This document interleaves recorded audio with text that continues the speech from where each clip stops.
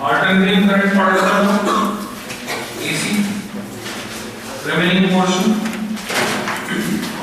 Capacitance पे LCR series resonant circuit तो मिलेगा।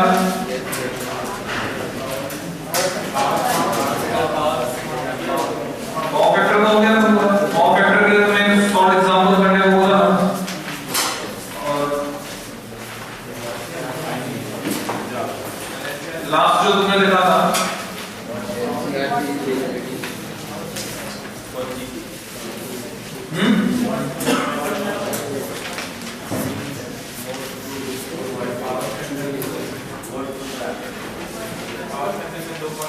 व्हाट फुल करंट का लिखा था ना, तो ये वाला पार्ट पूरा हो गया। तो आपको क्या पढ़ना है?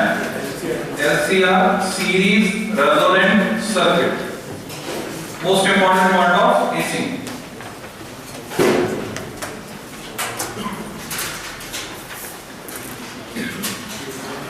लेक्चर में बताओ AC में कौन सा है?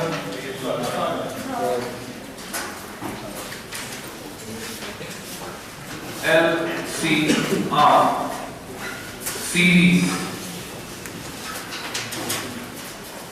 Resonant circuit.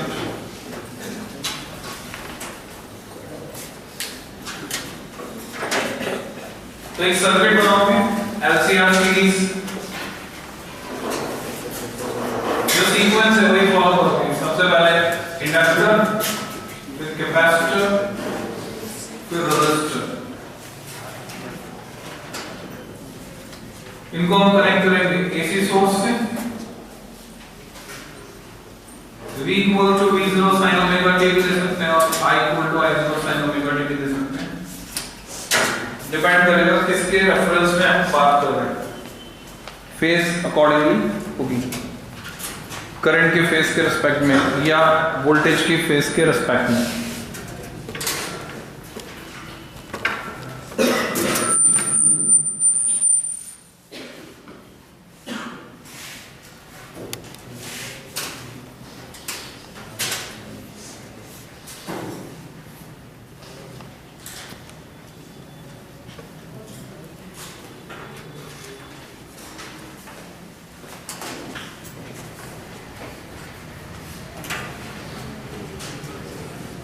तुमसे बोला जाता है कि कंडीशन ऑफ रेजोनेंस वो ऑब्टेन करो।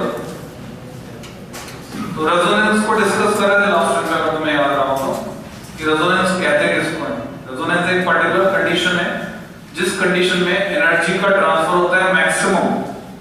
तो एनर्जी का ट्रांसफर मैक्सिमम कब होगा?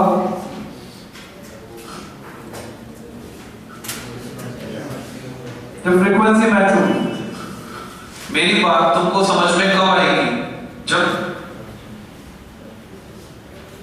तुम्हारे विचार और मेरे विचार एक जैसे हों, एक तरह से सोचते होंगे, तो तुम्हें ज्यादा अच्छे से बात समझ में आएगी मेरी। तो फ्रीक्वेंसी मैच होने पर एनर्जी का ट्रांसफर मैक्सिमम हो जाना, इस कंडीशन को कहते हैं कंडीशन ऑफ रेजोनेंस। तो इलेक्ट्रिक सर्किट में रेजोनेंस कैसे होगा? मैकेनिकल सर्किट में हमें पता है, क्या पता है कि जब तुम कूलर में पंखे के घूमने के आरपीएम चेंज करते हो रेगुलेटर से, एक कंडीशन ऐसी आती है कि पंखे के घूमने की फ्रीक्वेंसी कूलर की बॉडी की नेचुरल फ्रीक्वेंसी से अगर मैच हो जाती है, तो पंखे से कूलर की बॉडी को एनर्जी का ट्रांसफर मैक्सिमम हो जाने की वजह से उसकी पूरी बॉडी वाइब्रेट करने लगती है, आवाज करने लगता है। Mechanical resonance. वैसे ही इलेक्ट्रिकल रेजोनेंस में यहां पर इसकी सर्टेन फ्रीक्वेंसी है, दिस इज अप्लाइड फ्रीक्वेंसी, या इसको मैं कहूंगा फोर्स्ड फ्रीक्वेंसी। तो ये फोर्स फ्रीक्वेंसी है जो हम अप्लाई कर रहे हैं। अगर ये फोर्स फ्रीक्वेंसी बराबर हो जाए किसके? इस सर्किट की नेचुरल फ्रीक्वेंसी की। तो अगर ये फोर्स फ्रीक्वेंसी सर्किट की नेचुरल फ्रीक्वेंसी के बराबर होगी तो क्या होगा? सोर्स से, ये सोर्स है, सर्किट को एनर्जी का ट्रांसफर मैक्सिमम, और जब एनर्जी का ट्रांसफर मैक्सिमम तो करंट भी मैक्सिमम। यानी कंडीशन निकल के आ गई, जब रेजोनेंस होगा तो करंट हो जाएगी मैक्सिमम। करंट मैक्सिमम होने के लिए इस सर्किट का अपोजिशन मिनिमम होना चाहिए, इसका अपोजिशन है Z। तो Z मिनिमम कितना होगा, कब होगा, वो कंडीशन को निकालनी है। तो लैंग्वेज में लिख सकते हो, in the circuit shown, in the circuit shown,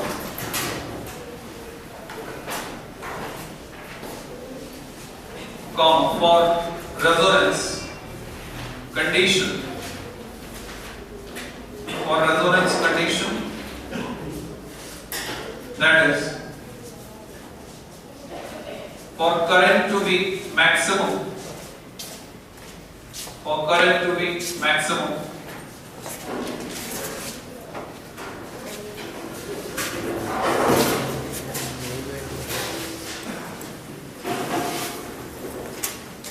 the opposition of the circuit, the opposition of the circuit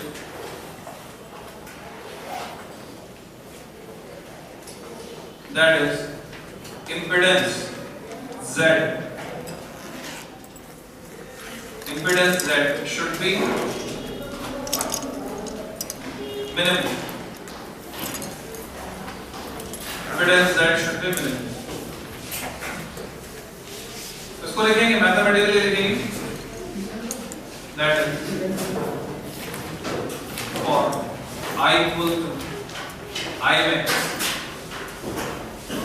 Z equal to Z min equal to R। Z की मिनिमम वैल्यू R हो सकती है, कैसे, मैं पता होना चाहिए Z होता कितना है, Z होता है under root of R square plus XL and XC के डिफरेंस का स्क्वायर, जो भी बड़ा उसमें से छोटा घटा देते हैं। तो हम इसमें इसको तो कंट्रोल नहीं कर सकते, R तो जितना होगा उतना होगा।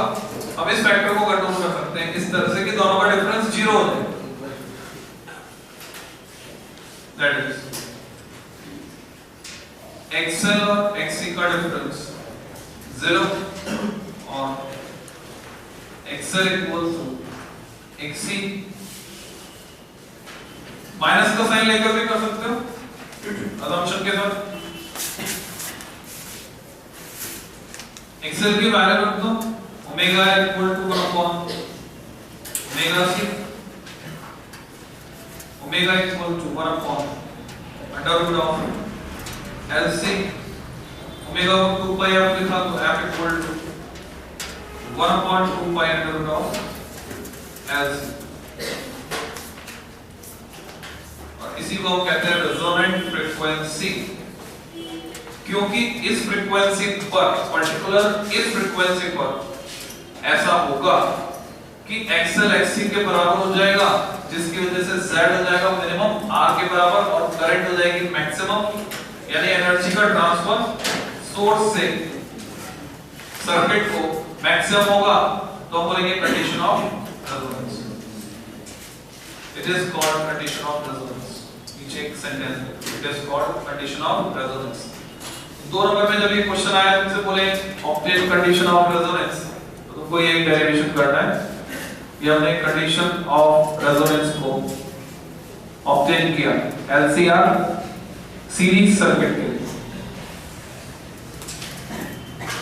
3 नंबर में जब ये सवाल आता है तो इसके साथ एक ग्राफ और डिमांड किया जाता है, show variation of current with frequency, तो वो भी हमें दिखाना है। सब heading variation of current with frequency, frequency के साथ करंट कैसे चेंज होगी, variation of current with frequency.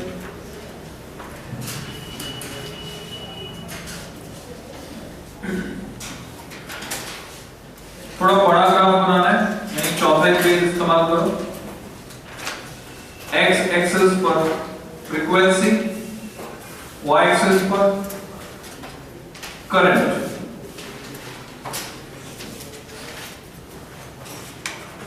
जैसा तुम्हें पहले बोला ग्राफ का का स्टार्टिंग पॉइंट एंड पॉइंट, इसका पूरा आइडिया में होना चाहिए, कहां से स्टार्ट होगा कहां एंड होगा। ये पर्टिकुलर ग्राफ स्टार्ट होता है ओरिजिन से, जब फ्रीक्वेंसी 0 है। तो सोच के देखो, फ्रीक्वेंसी 0 होने पर एक्सएल या एक्सी में से कौन इनफाइनाइट हो जाएगा? फ्रीक्वेंसी 0 का मतलब डीसी, हाँ डीसी का मतलब कैपेसिटर ओपन सर्किट, एक्सी हो गया इनफाइनाइट, तो जेड भी कितना हो गया?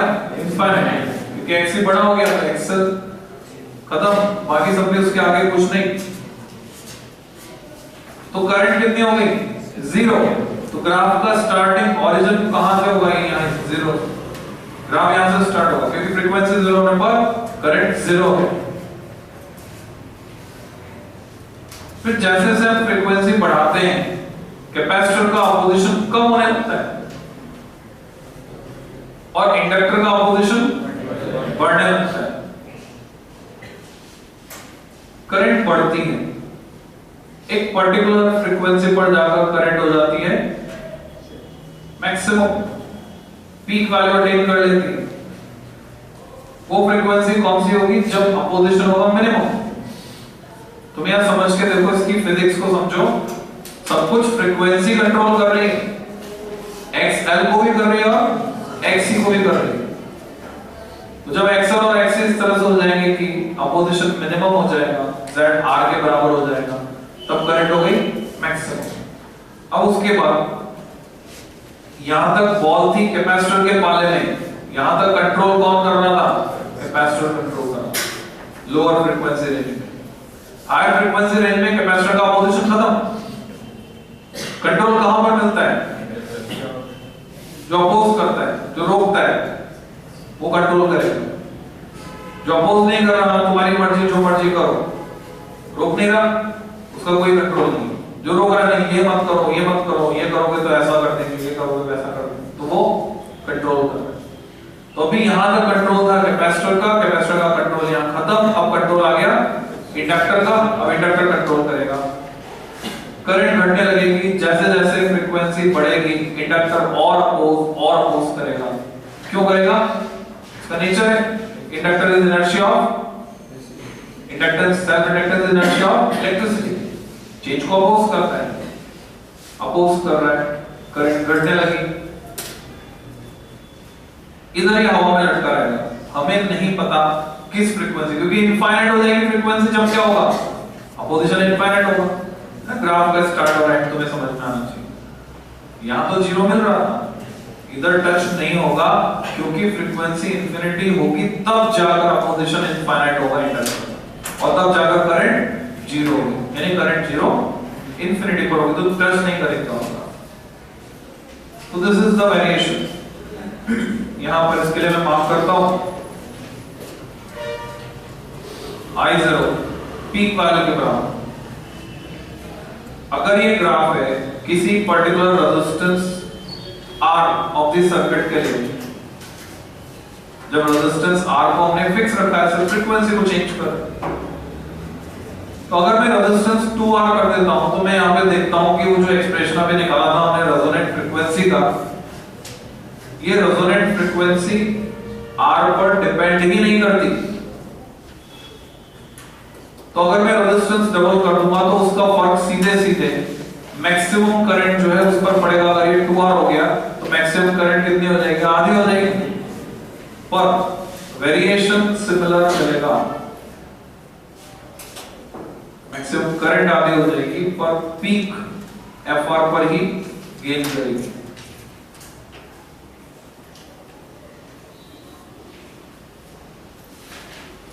ग्राफ इस तरह का टच नहीं होने का। This is for 2R। उसके अलावा इस ग्राफ में मैं और डिटेल क्या मेंशन कर सकता हूं? मैं मेंशन कर सकता हूं यहां पर कैपेसिटिव सर्किट है, कैपेसिटिव नियंत्रण किसका है? यहां पर कैपेसिटर का है, यहां पर इंडक्टर का है, इंडक्टिव, और पर्टिकुलर पीक पर क्योंकि कैपेसिटर इंडक्टर का कंट्रोल कुछ नहीं है, किसका है? रेजिस्टेंस का। देखो रेजिस्टेंस कंट्रोल कर, रेजिस्टेंस डबल होते ही पीक कितनी रह गई? आधी रह गई। तो सर्किट यहां पर है रेजिस्टिव। अब अगर इसी ग्राफ में पर्टिकुलर IRMS लेता हूं मैं, रूट मीन स्क्वायर वैल्यू जो कितनी होगी? यहां से यहां तक ये आधी 50%। हमें पता है पीक वैल्यू की 70.7% होती है RMS वैल्यू, इन दोनों की आधी 75। अब 70.7% 75 से थोड़ा सा कम है, यानी यहां कहीं। This is IRMS। इसके कोरस्पॉन्डिंग ये ग्राफ दो जगह पर कटता है और उनके कोरस्पॉन्डिंग जो फ्रीक्वेंसीज अगर मैं देखता हूं तो उनको हम मार्क करते हैं F1 एंड F2। ये दो फ्रीक्वेंसीज हैं F1 एंड F2। इनको कहते हैं हाफ पावर फ्रीक्वेंसीज। अभी लिखवाऊंगा, क्योंकि अगर फ्रीक्वेंसी F1 या F2 है तो करंट होगी IRMS के बराबर, वोल्टेज होगी VRMS के बराबर, तो पावर होगी IRMS VRMS, जो कि पीक पावर V0 I0 से आधी है। क्योंकि V0 I0 by 2 करूंगा तो मिलेगा VRMS IRMS। तो इसको बोलते हैं हाफ पावर फ्रीक्वेंसी, जिसपे पावर है आधी। तो यहाँ पे एक और टर्म हम डिफाइन करेंगे आगे। अगर मैं डिफरेंस लेता हूं F2 माइनस F1, ये एक फ्रीक्वेंसी की रेंज है, तो इस फ्रीक्वेंसी की रेंज को कहते हैं बैंडविड्थ। तो ग्राफ पूरा बन चुका है, इसका डिस्क्रिप्शन लिखना है तुम्हें, तो लिख सकते हो। From the above graph it is clear that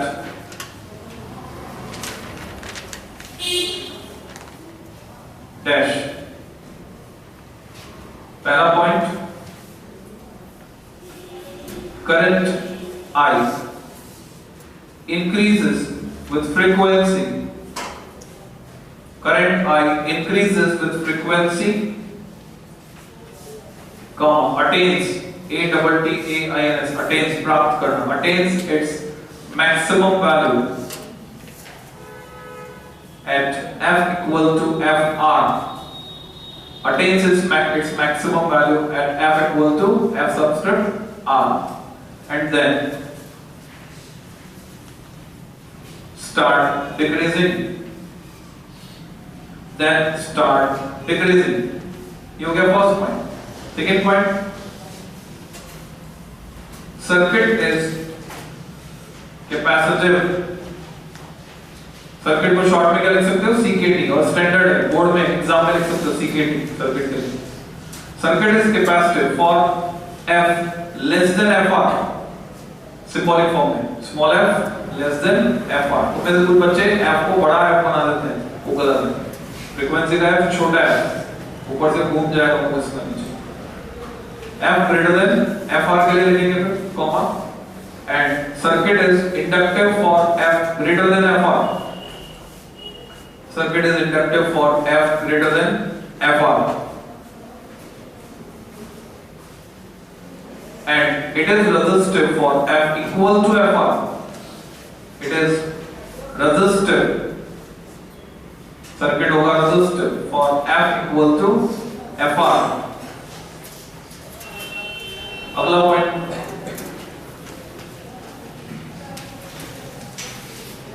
resonant frequency FR is independent. Resonant frequency FR is independent of value of resistance.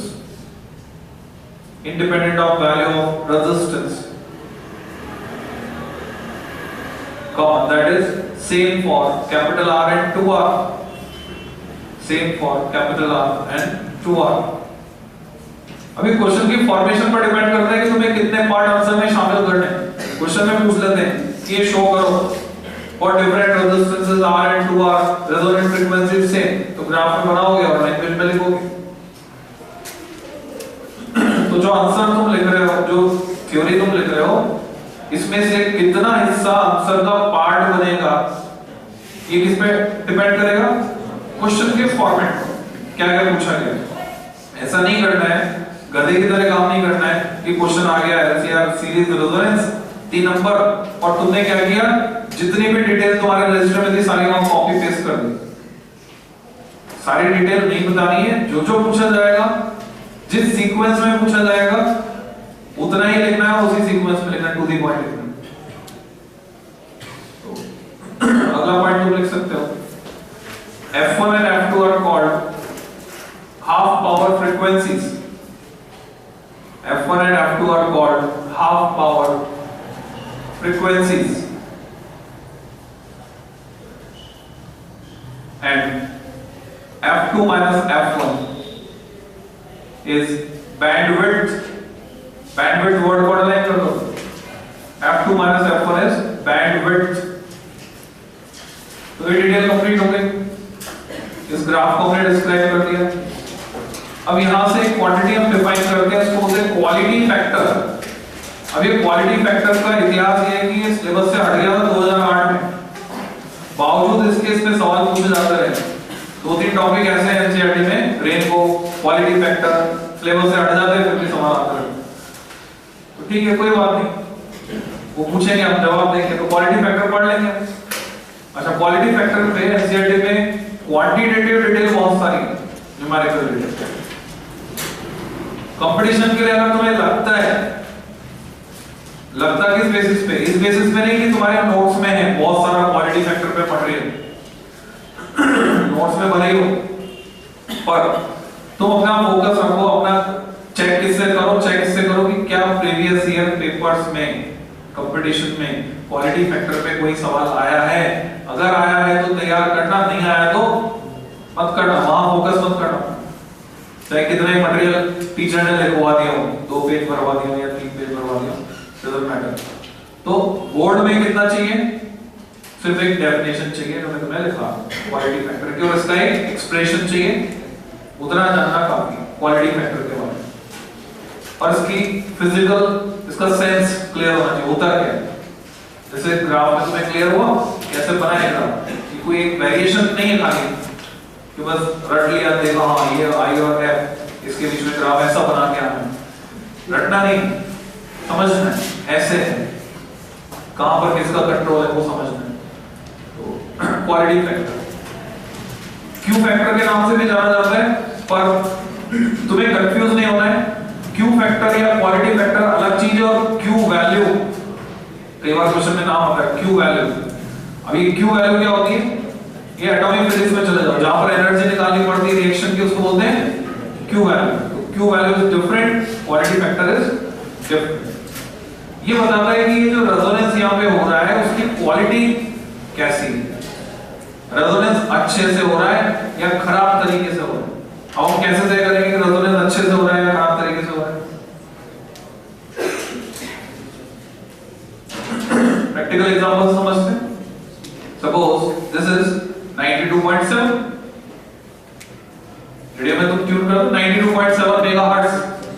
अभी एक और फ्रीक्वेंसी जुड़ गई, विविध भारती, हालांकि ज्यादा क्लियरिटी नहीं आ रही उसमें, 102, ठीक है, क्लियरिटी अभी थोड़ी कम है इसमें, 14 चैनल आ गया एफएम का, और टेस्टिंग पे चल रहा है, क्लियरिटी कम है। हाँ, विविध भारती में पुराने गाने बहुत अच्छे आते हैं, नए गाने भी आते हैं। विविध भारती जो एग्जैक्ट चैनल है वो ऐसे कैसे छोड़ दिया है एफएम पे।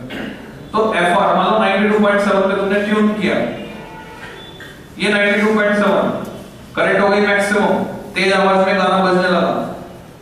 जैसे तुम 92.8 करते हो, यहां चले गए, साउंड खड़खड़ाहट के साथ आ रही, कम हो गई, 92.6 चले गए, यहां चले गए, करंट मैक्सिमम नहीं है, साइड में चले गए मेन फ्रीक्वेंसी के। तो सोच के देखो, अगर जो ब्रॉडकास्टेड प्रोग्राम है, जो वेव है, उसमें 92.7 के अलावा आसपास भी अगर कुछ एनर्जी आ रही है, वहां पर आवाज आ रही है खड़खड़ाहट के साथ, तो क्या उसको कोई सुनना चाहेगा? क्या कोई ट्यून करेगा 92.6 पर या 92.8 पर? यानी अगर उसको कोई यूज नहीं करना चाहता, उसको कोई सुनना नहीं चाहता, पर वहां पर एनर्जी है, दिस इज वेस्टेज। तुम्हें पता है यहां पर तुम्हें पानी पीना है तो कहां जाना, नल लगा हुआ है। अब मान लो हमने क्या किया, क्लासरूम में नल लगा दिए, हर बेंच के वहां पे एक नल यहाँ, एक नल यहाँ, एक नल। Is it useful? और वेस्टेज। यहां से लेकर घर के रास्ते में हर जगह नल लगा दे, क्या इतना पानी पीने की जरूरत है? नहीं है, और नल लगाने की भी जरूरत नहीं है। तो जहां जरूरत नहीं है वहां पर एनर्जी आ रही है तो हम बोलेंगे रेजोनेंस खराब है, और जहां जरूरत है एग्जैक्टली सारी एनर्जी वहीं आ रही है तो बोलेंगे रेजोनेंस अच्छा है। तो सोच के देखो, ये पीक शार्प होगी तो रेजोनेंस अच्छा होगा, या पीक ब्लंट होगी तो अच्छा होगा? शार्प होगी। जितनी ब्लंट होगी यहां पर एनर्जी अननेसेसरी वेस्ट होगी। तो अगर रेजोनेंस ऐसा हो तो अच्छा, या ऐसा हो तो अच्छा?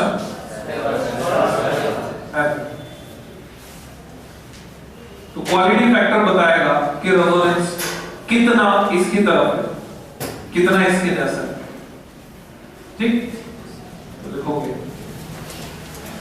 It is the physical quantity which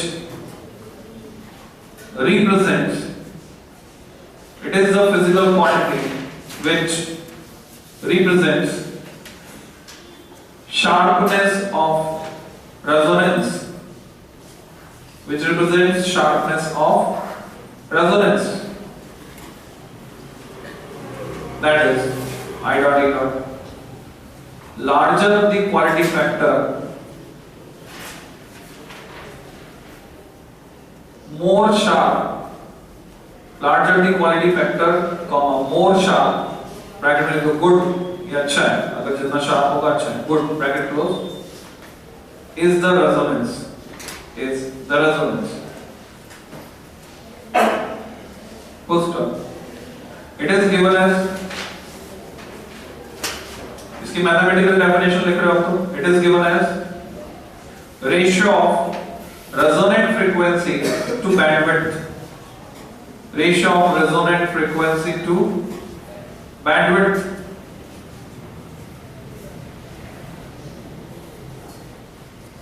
that is Q equal to FR ऊपर आएगा, नीचे आएगा F2 minus F1। अब तुम्हें से कई बच्चे भूल जाते हैं एग्जाम में जाके, वो सोचते हैं F2 minus F1 तो ऊपर नहीं आएगा, FR तो नीचे नहीं आएगा, इस तरह के कंफ्यूजन होते हैं, उल्टा भी लिखे आते हैं F2 minus F1 upon F1। तो थोड़ा सा सोचो, दिमाग लगाओ, तो ये कंफ्यूजन खत्म है। F1 upon F2 minus F1 अगर मैं लिखता हूं तो तुम देखो F2 minus F1 किसके लिए कम होगा?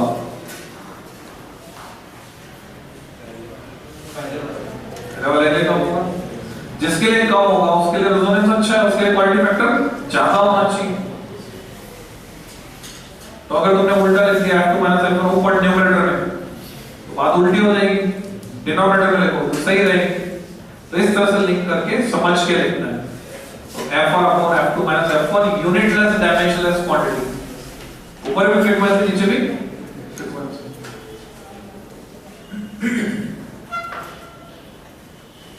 अब इसके कई और फॉर्मेट है, कुछ और फॉर्मेट में इस फॉर्मूले के XL की टर्म्स में, XC की टर्म्स में। तुम्हें पता है XL को भी ओम में नापते हैं और रेजिस्टेंस R को भी ओम में नापते हैं। अगर मैं लिखता हूं इसको XL upon R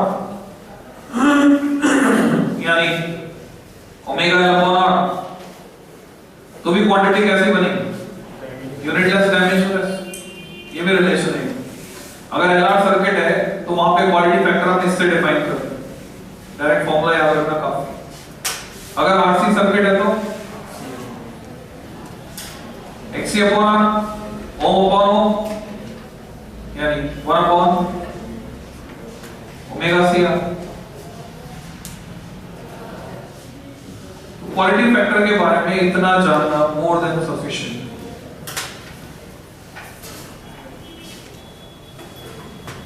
एसी का मेजर पार्ट खत्म। अप्लायंसेस में एसी जनरेटर ऑलरेडी पढ़ चुके हो तुम ईएमआई में, बचा ट्रांसफॉर्मर, वो भी हमें पढ़ा। Heading electrical appliance,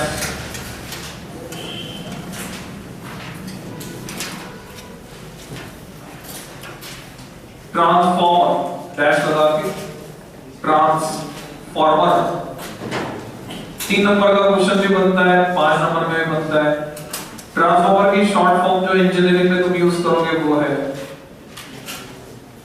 TFMR। जब हमें ट्रांसफॉर्मर बार बार कई बार लिखना होगा तो हम पूरा लिखने की बजाय लिखेंगे TFMR, ट्रांसफॉर्मर।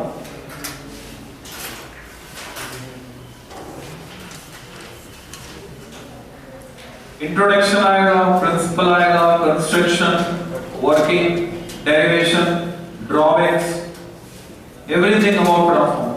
क्या जरूरी है जाने इसके बारे में? बहुत इंपॉर्टेंट है वही से। जैसे कैपेसिटर, उसकी इंपॉर्टेंस तुमने पढ़ी थी, कैपेसिटर पढ़ते हो। ट्रांसफॉर्मर बहुत इंपॉर्टेंट डिवाइस है, बाहर इतना बड़ा वाला भी लगा हुआ है और तुम्हारे मोबाइल चार्जर में बहुत छोटा वाला भी लगा हुआ है, छोटे से लेकर बहुत बड़ा। और ऐसा डिवाइस जिसमें कोई मूविंग पार्ट नहीं होने की वजह से इसकी एफिशिएंसी बहुत बहुत ज्यादा है। आदमी ने जितने भी चीजें बनाई हैं उनमें सबसे ज्यादा एफिशिएंट ट्रांसफॉर्मर, 99.9% तक एफिशिएंसी इसमें अटेनेबल है। यानी लॉसेस को हम कंट्रोल करके बहुत कम कर देते हैं, तो एफिशिएंसी बहुत ज्यादा मिलती है। जितने भी अपने इंजन बनाए उसमें एफिशिएंसी 50% से ज्यादा अचीव करना तो मिरेकल हो जाता है, पर ट्रांसफॉर्मर में एफिशिएंसी 90% है, वो हम ऑब्टेन कर पाते हैं। तो लिखो इट इज अ डिवाइस। क्या क्या काम आता है, क्या क्या काम जानते हो तुम ट्रांसफॉर्मर? वोल्टेज बढ़ाना, वोल्टेज कम करना, करंट बढ़ाना, करंट कम करना। इसके अलावा कोई काम जानते हो? और भी काम आता है ट्रांसफॉर्मर, खाली स्टेप अप स्टेप डाउन ही नहीं है, और भी इसके काम है, वो सब हम सीखेंगे, समझेंगे। तो it is a device used to step up. Step up का मतलब बढ़ाना और स्टेप डाउन घटाना।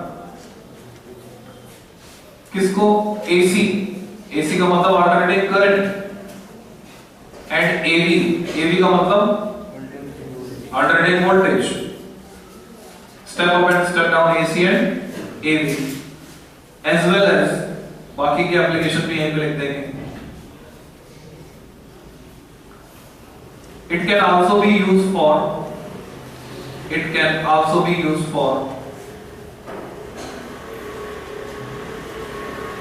impedance matching। पहली बार सुन रहे हो टर्म या फैमिलियर हो? impedance matching।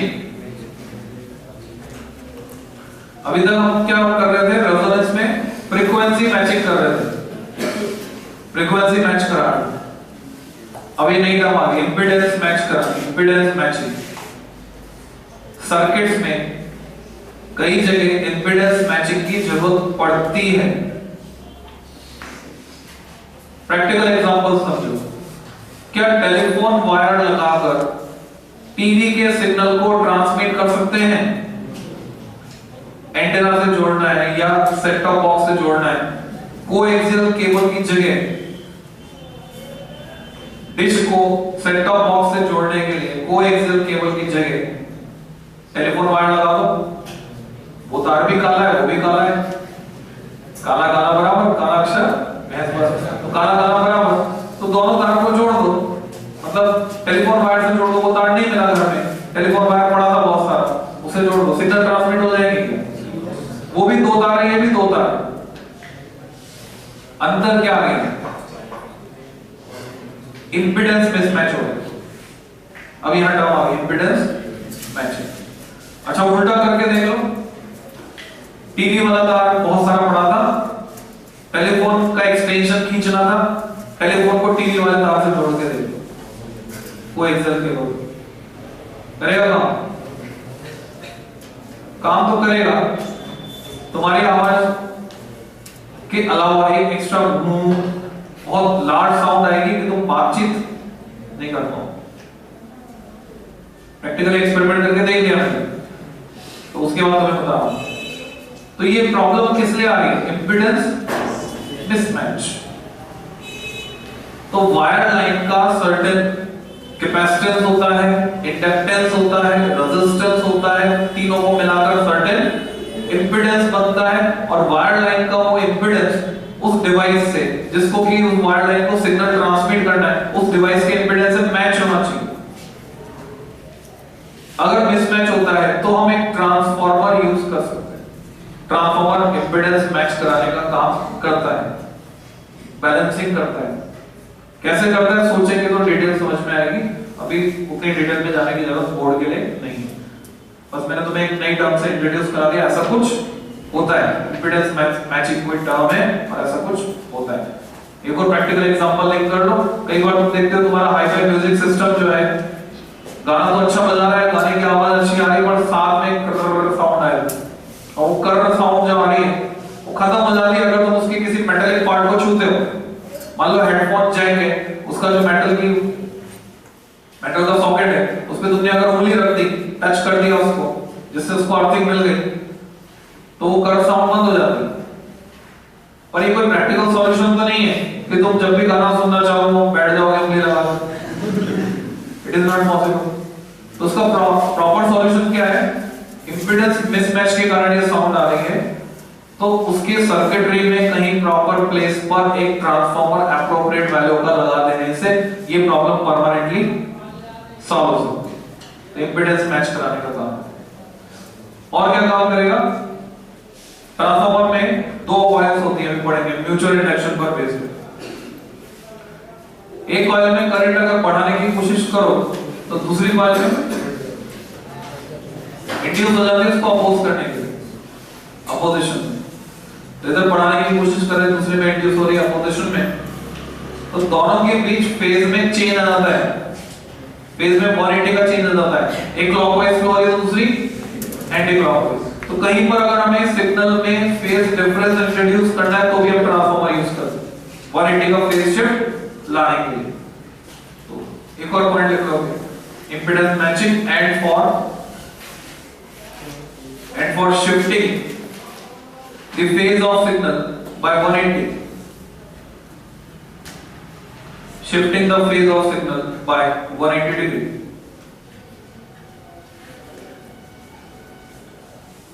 इसको ब्रैकेट में बंद कर दो, shifting the phase of signal by 180 degree और impedance matching, और इसमें स्टार विद बॉक्स। यानी एग्जाम में नहीं लिखकर आना है तुम्हें, एग्जाम में सिर्फ क्या लिखना है? Step up step down. Competition point of view से तुम्हारे माइंड में बात रहनी चाहिए कि ट्रांसफार्मर ये काम भी कर सकता है। अगर 4 ऑप्शन वाला कोई क्वेश्चन बन के आता है जिसमें तुम्हें ऑप्शन दे दिए transformer can be used to, तो तुम्हें पता होना चाहिए हां ट्रांसफार्मर से हम फेज शिफ्टिंग कर सकते हैं, ट्रांसफार्मर से इंपीडेंस मैचिंग करा सकते हैं, स्टेप अप कर सकते हैं, स्टेप डाउन कर सकते हैं। बोर्ड में नहीं है principal.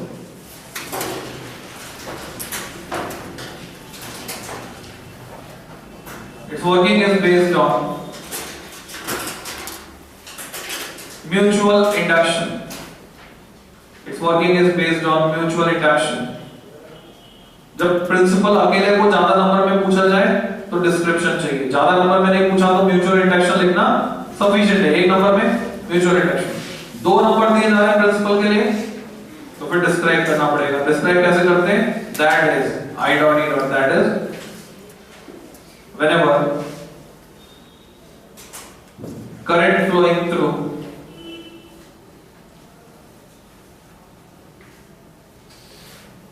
primary coil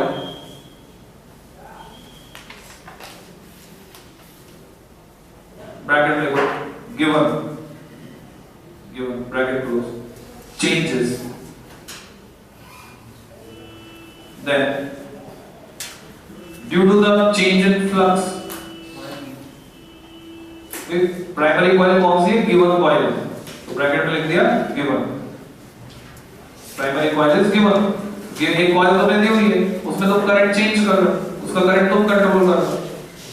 Then due to the change in magnetic flux, due to the change in magnetic flux in another coil,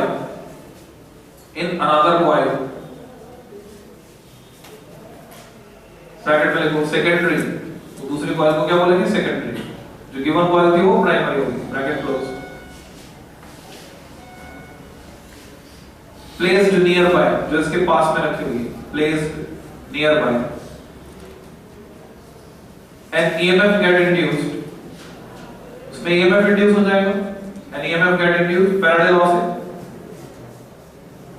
and a current also flows if circuit is complete and a current also flows if circuit is complete। ये दो sentence हमेशा साथ में आते हैं और basic है बिल्कुल कि जहां जहां भी ईएमएफ इंड्यूस हो रहा है अगर तुम वहां पे सर्किट कंप्लीट करोगे तो क्या होगा, करंट फ्लो। एक स्टेप सिर्फ एक जगह ऐसी पूरी फिजिक्स अगर तुम पढ़ते हो, वो कौन सी जगह, पीएन जंक्शन डायोड में जब हम पीएन जंक्शन बनाते हैं वहां पर भी जंक्शन एरिया के पास ईएमएफ इंड्यूस हो जाता है, ईएमएफ डेवलप हो जाता है, इंड्यूस नहीं होता, डेवलप हो जाता है, क्योंकि एक तरफ पी साइड में बचते हैं नेगेटिव आयंस और एन साइड में बचते हैं पॉजिटिव आयंस। पर सिर्फ ये एक ऐसी जगह है जहां पर करंट फ्लो नहीं होती, भले तुम दोनों को जोड़ दो, सर्किट कंप्लीट कर दो, करंट क्यों नहीं फ्लो होती, क्योंकि वहां पर चार्ज को ले जाने के लिए चार्ज कैरियर अवेलेबल नहीं है। बाकी हर जगह चार्ज कैरियर अवेलेबल होते हैं और करंट फ्लो होता है। तो ये प्रिंसिपल हो गया। अब इसका डायग्राम बनाना है, ट्रांसफार्मर का डायग्राम बनाओ लॉजिकल सीक्वेंस में, बोर्ड पे मैं बना रहा हूं वैसे बनाओ।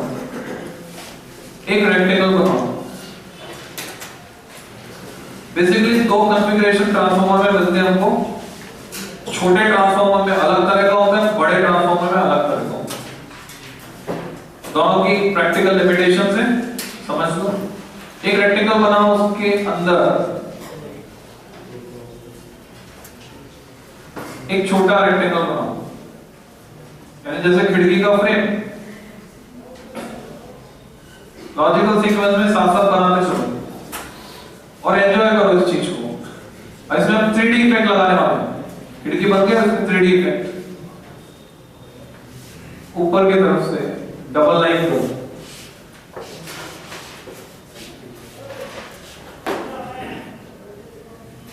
ट्रिपल लाइन दो, ऐसा दिखाने से इफेक्ट आ रहा है जैसे तो इसकी जो कोर है, ये कोर बना ली हमने ट्रांसफार्मर की, वो कोर कैसी है, लैमिनेटेड है, परतदार। लैब में जाके देख सकते हो तुम इसको। तो ये ट्रांसफार्मर की लैमिनेटेड कोर बन गई। जब ट्रांसफार्मर बड़ा होता है, जैसे कि बाहर जो लगा हुआ है, तो एक कॉइल के ऊपर दूसरी कॉइल नहीं लपेटी जा सकती। जितनी ज्यादा करंट को ट्रांसफार्मर डील करना है, ट्रांसफार्मर की मदद से डील करना है ज्यादा करंट अमाउंट में, तो तार मोटा लेना पड़ता है। मोटा तार जब लेंगे तो एक कॉइल के ऊपर दूसरी कॉइल को नहीं लपेट सकते, तो दोनों कॉइल को अलग अलग लपेटते हैं एक साइड में। ये पहली कॉइल, इस तरह की वाइंडिंग तुम दिखाओगे, ये तरीका है रिप्रेजेंटेशन। क्योंकि ये प्राइमरी है, इसको मैं सप्लाई दूंगा एसी।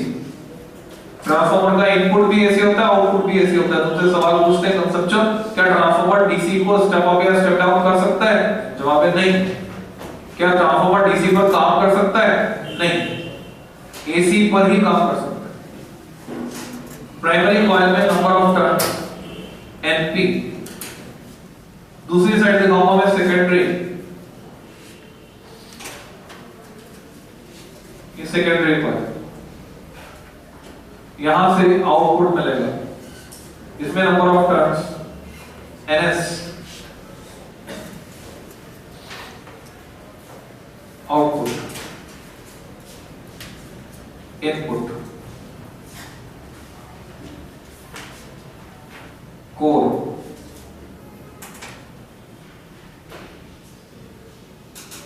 प्राइमरी, सेकेंडरी,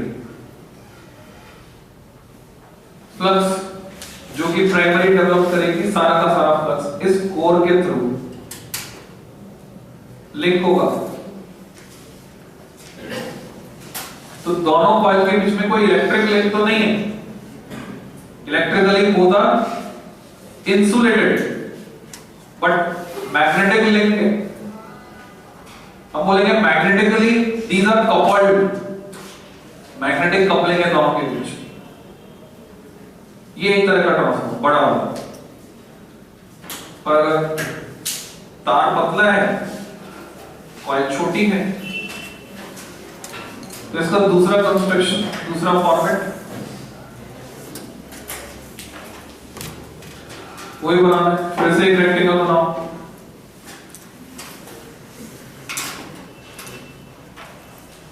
इतनी श्रद्धा के साथ बनाओ कि मान लो ये क्वेश्चन तुम्हारे एग्जाम में आने वाला है और तुम उसकी प्रिपरेशन कर रहे हो।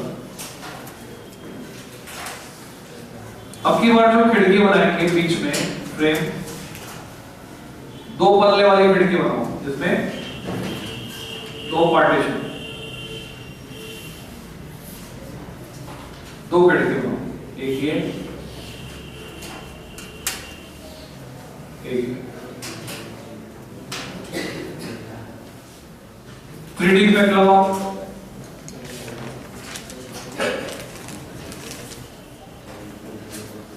डबल लाइन, ट्रिपल करो,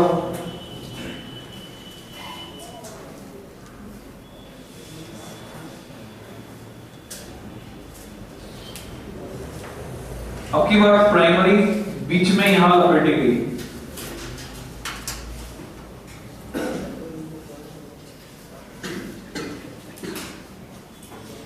ये प्राइमरी, पीपी डैश सेकेंडरी को प्राइमरी के ऊपर ही लपेट दिया गया है। हालांकि इलेक्ट्रिकल कांटेक्ट नहीं, क्योंकि ये जो वायर यूज करते हैं कॉपर का वायर होता है, इंसुलेशन इसके ऊपर होता है, इंसुलेशन की लेयर होती है। एसएस डैश सेकेंडरी,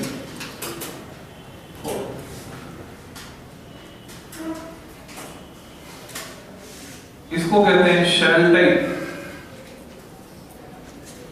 इसको कहते हैं कोर टाइप। जब ट्रांसफॉर्मर छोटा होगा तो शेल टाइप जैसा होगा, जब बड़ा होगा तो कोर टाइप जैसा। इसमें भी फ्लक्स लिंक हो जाता है, कोर के थ्रू लिंक होता है। इसमें कोर शेल का काम कर रही है, एक्सटर्नल नाम जो है ना फिजिक्स में जितने भी लिंक हो जाते हैं, जो भी है चीजें लॉजिकल है, ये शेल का काम कर रही है। तो इसके अंदर आ गई दोनों कॉइल। अब क्योंकि एक ही कॉइल के ऊपर दूसरी को लपेट दिया, तो पहली कॉइल में जितना भी फ्लक्स में चेंज होना है वो इफेक्टिवली दूसरी कॉइल के साथ लिंक हो जाएगा। तो जो तुमने म्यूचुअल इंडक्शन में पढ़ा था, कोएफिशिएंट ऑफ कपलिंग 1 हो जाएगा।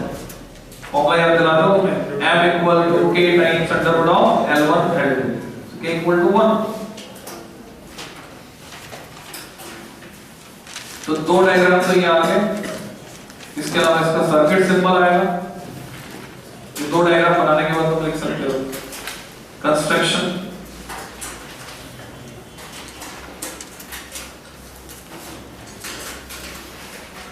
it consists of 2 coils, that is primary bracket में input supply is connected to it, input supply is connected to it, primary bracket start, input supply is connected to it bracket close, and secondary bracket start, output is taken from it,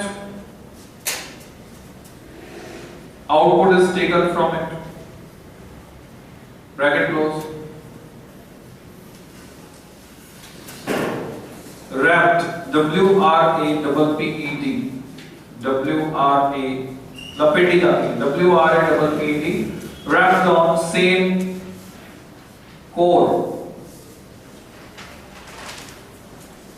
as shown above, full stop. It can be of following 2 types. Transformer 2 तरह का हो सकता है। It can be of following 2 types. कौन कौन से 2 तरह का हो सकता है? Dash, first step up TFMR, step up TFMR। इसका सर्किट सिंबल बना दो, ऐसे दिखाते हैं प्राइमरी को, इनपुट कनेक्ट किया AC सोर्स, जो कोर है बीच की उसको ऐसे दिखा दे दो डंडे से, ये कोर, प्राइमरी है PP डैश, फिर सेकेंडरी दिखाएंगे। सेकेंडरी बनाते हो ध्यान से बनाना। जब तुम लिख रहे हो स्टेप अप तो डायग्राम में विजिबल होना चाहिए सेकेंडरी में नंबर ऑफ टर्न्स ज्यादा, प्राइमरी में number of turns come. Transformer में सारा खेल नंबर ऑफ टर्न्स का है, नंबर ऑफ टर्न्स से वोल्टेज पर कंट्रोल मिलता है। तो पढ़कर ये होता है n phi का differentiation with respect to time, d by dt of n phi। तो अगर n बढ़ जाएगी तो फ्लक्स लिंकेजेस बढ़ जाएंगी। तो ns is greater than np, इसमें नंबर ऑफ टर्न्स है ns, इसमें np, ns greater than np, तो स्टेप अप कर देगा, वोल्टेज बढ़ा देगा। VO की जगह मैं इसको कह रहा हूं VS सेकेंडरी का वोल्टेज, और इसको कह रहा हूं VP।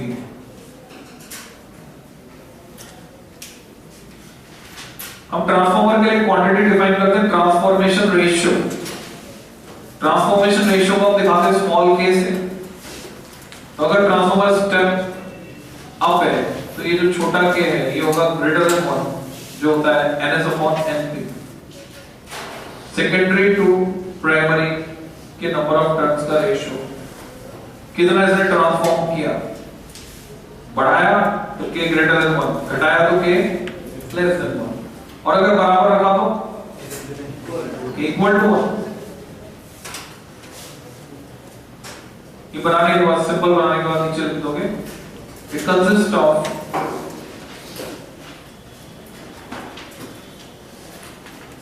a large number of turns of thin insulated copper wire. It consists of a large number of turns of thin insulated copper wire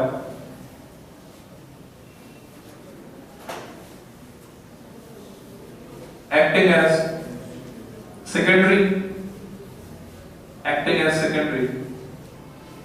while a small number of turns of thick, THICK, thick insulated copper wire acting as primary.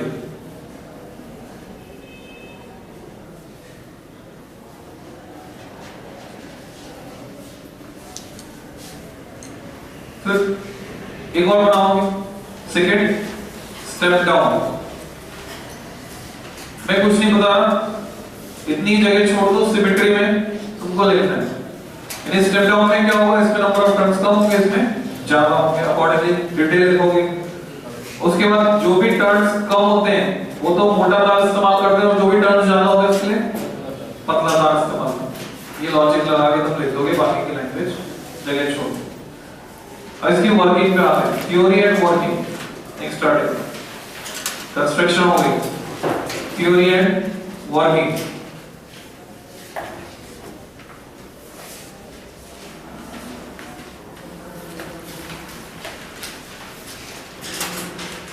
क्योंकि mutual induction पर based है, Faraday law यहाँ पे लगेगा, तो Faraday law के हिसाब से हम ये कह सकते हैं कि जब प्राइमरी को सप्लाई देंगे तो इसमें फ्लक्स चेंज होगा। फ्लक्स चेंज होगा तो सेल्फ इंडक्शन की वजह से इसमें एक ईएमएफ इंड्यूस होगा, और म्यूचुअल इंडक्शन भी होगा, म्यूचुअल इंडक्शन की वजह से पास में पड़ी हुई कॉइल में एक ईएमएफ इंड्यूस होगा। दोनों के एक्सप्रेशन अगर हम लिखें तो दोनों में एक माइनस माइनस साइन आएगा, इसका ईएमएफ हो जाएगा minus np times d phi by dt, इसका हो जाएगा minus ns times d phi by dt। Ideal situation में जितना लगा रहे हैं उतना ही इंड्यूस होगा, तो ऐसे में जब रेशियो लेंगे तो d phi by dt तो कट जाएगा, माइनस भी कट जाएगा, क्या बचेगा खाली ns upon np equal to vs upon vp। Applied equal to induce मानते हैं, तो देखो when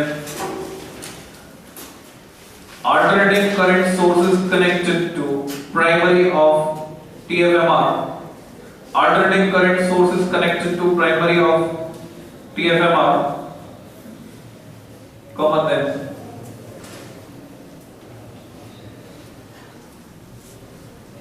The EMF induced in primary due to self-induction.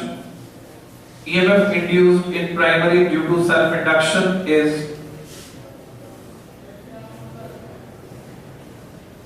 EP equal to minus NP times, यानी अगली लाइन में लिखोगे मैथमेटिकल इक्वेशन को थ्योरी के साथ मर्ज मत करना. EP equal to minus NP times d phi by dt, equation 1.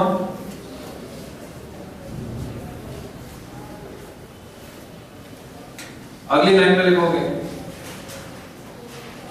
and that in secondary due to mutual induction is, and that in secondary due to mutual induction is ES minus NS times d phi upon dt, equation 2. अभी ratio लेना है हमको, ऊपर ratio में assumption भी लगाना है. assumption क्या लगाना है कि ES तो VS के बराबर है और EP VP के बराबर है. Taking ratio 2/1 with the assumption, taking ratio 2/1 with the assumption that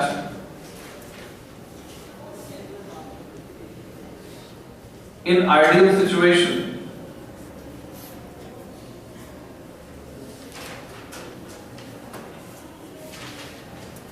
applied and induced voltages are same. Applied and induced voltages are same. We may write Vs upon Vp equal to Ns upon NP. हमें पता है Ns upon NP तो क्या था? K transformation ratio equal to K. ये formula है जो तुम किसी भी ट्रांसफॉर्मर के लिए लगा सकते हो. एक assumption है इसमें भी कि कोई फ्लक्स लीक नहीं हो रहा. जितना फ्लक्स प्राइमरी डेवलप करे सारा का सारा फ्लक्स सेकेंडरी के साथ लिख दे. दोनों जगह में 5 से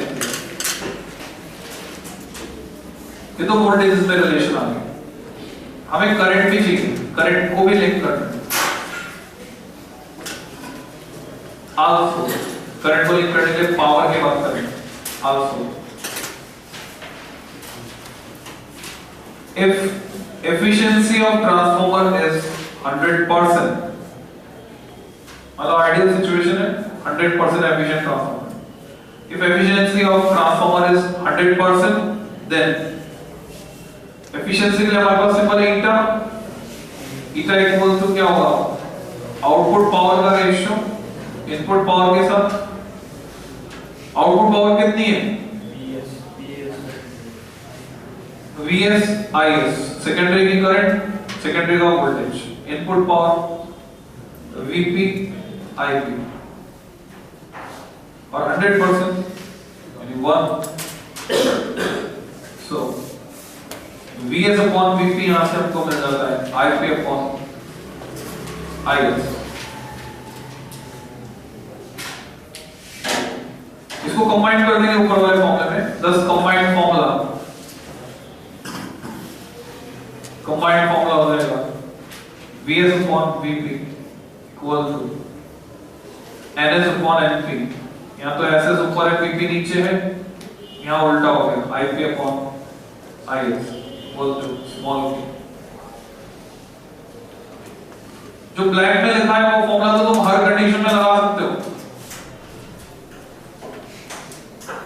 और ये फॉर्मूला तुम हर कंडीशन में नहीं लगा सकते. शर्तें लागू, condition applied only when transformer is 100% efficient. तभी लगा ये ध्यान रखना। तो मान लो अगर ट्रांसफॉर्मर 100% एफिशिएंट नहीं है तो क्या करें? देखो क्या आगे, suppose efficiency is x%, x की वैल्यू कुछ भी हो सकती है, 80 हो सकती है, 85 हो सकती है, 90 हो सकती है। Efficiency is x%, then eta equal to VSIS upon VPIP equal to x by 100, x% का होता है x by 100। ये फॉर्मूला यूज करके वोल्टेज और करंट के बीच रिलेशन निकालेंगे, ना कि ये 80 है तो 80 by 100 आ जाएगा, 0.8 इससे रिलेशन निकलेगा VSIS।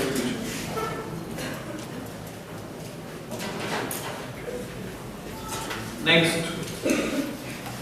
ये अगर एफिशिएंसी कम हुई तो कारण क्या रहा? ट्रांसफार्मर में कुछ एनर्जी का लॉस हो रहा है। इंटीग्रेशन पूरा हो गया, थ्योरी पूरी हो गई, थ्योरी एंड वर्किंग हो गई transformer. Energy losses in TFMR। Next start, energy losses in transformer.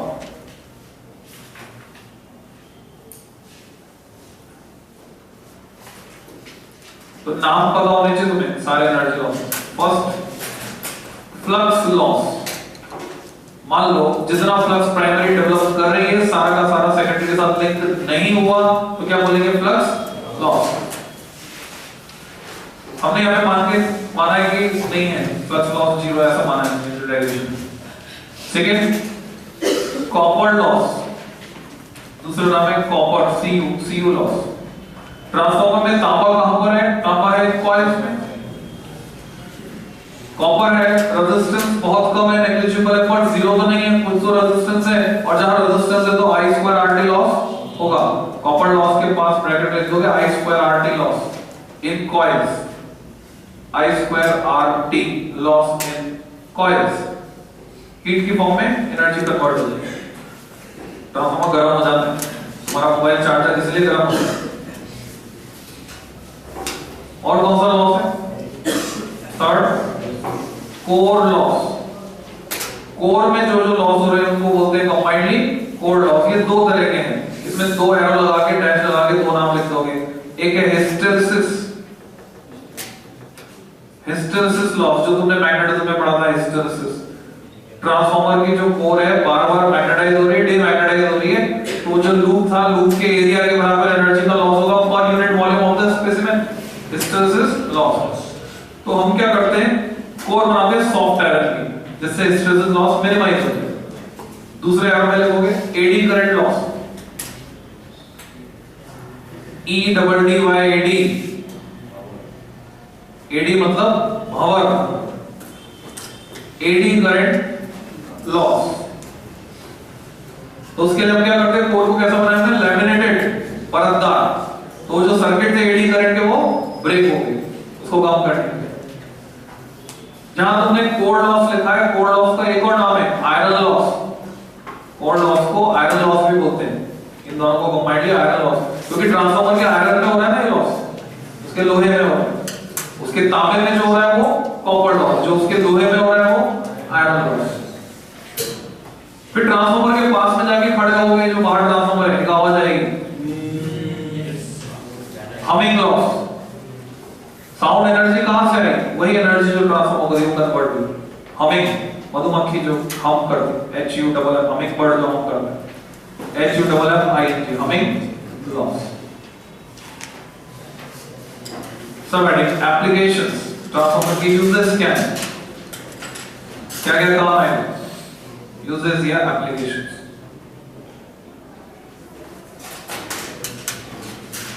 तो यूं समझ लो ये चैप्टर लगभग खत्म। किसी को अच्छे से याद है शेड्यूल में कल से चालू है या मंडे से चालू है? मंडे से इलेक्ट्रॉनिक्स चालू। तो कल जो है पूरा रिवीजन टाइम रहेगा, इसको खत्म करके पूरा जो कुछ तुमने रिजल्ट पढ़ा है उसको फास्ट फॉरवर्ड करेंगे। क्या कैसे तैयार करना है, आप तुम्हारी जो स्ट्रेटेजी हो क्या होनी चाहिए, बोर्ड की प्रिपरेशन के लिए, वो सारा डिस्कस करेंगे।